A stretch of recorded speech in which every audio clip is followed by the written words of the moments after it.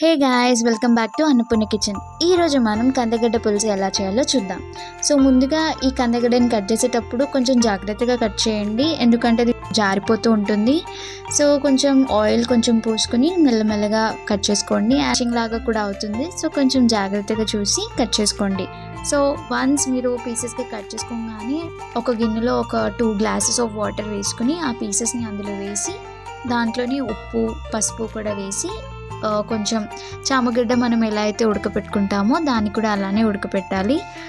మరీ మెత్తగా కాదు, నార్మల్గా ఒక 80% వరకు ఉడకపెట్టుకోవాలి.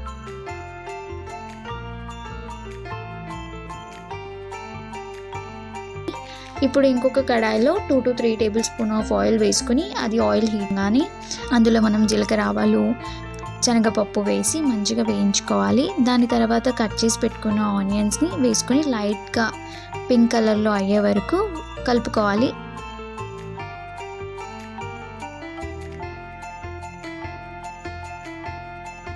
దాని తర్వాత కరివేపాకు పచ్చిమిర్చి వేసి బాగా కలుపుకోండి.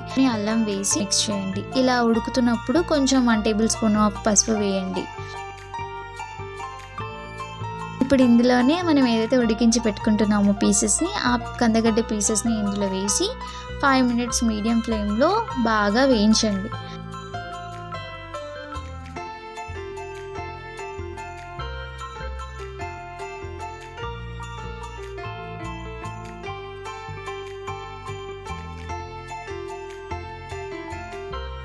దాని తర్వాత ఉప్పు కారం వేసి కలుపుకోండి.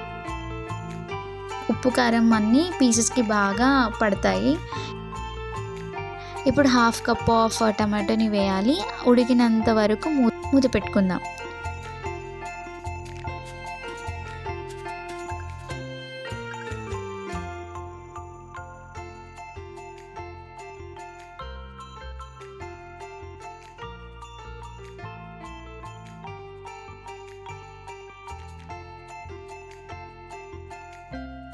ఒక 5 మినిట్స్ తర్వాత పులుసు కోసం చింతపండుని పక్కన పెట్టుకున్నాం కదా, ఆ చింతపండుని పల్ప్ని అందులోనే వేసి ఒక గ్లాస్ వాటర్ వేసి కలుపుకోండి. మళ్ళీ ఒక 5 to 10 మినిట్స్ తర్వాత అందులోనే ఒక చిన్న ముక్క బెల్లం కూడా వేసుకోవచ్చు. లేదు మాకు స్వీట్గా ఏమొద్దు అంటే బెల్లం ఏమీ అవసరం లేదు. So optional.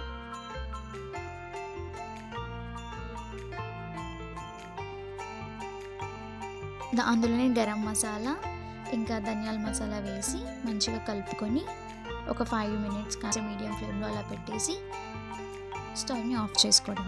అంతే, కందగడ్డ పులుసు రెడీ. సో ఇది వెంటనే తింటే అంత టేస్ట్ రాదు, ఎందుకంటే చింతపండు అనేది దానికి పట్టకి, అంటే మార్నింగ్ చేసి నైట్కి తిన్న టేస్ట్ అనేది బాగుంటుంది. లేదు అంటే నెక్స్ట్ డే అయినా తినొచ్చు. సో పీసెస్కి అనేది పులుసు అనేది బాగా పడుతుంది. సో ఇది మీరు నెక్స్ట్ డే కూడా తినొచ్చు. అంతే. Thanks for watching. Please subscribe to my channel. Thank you.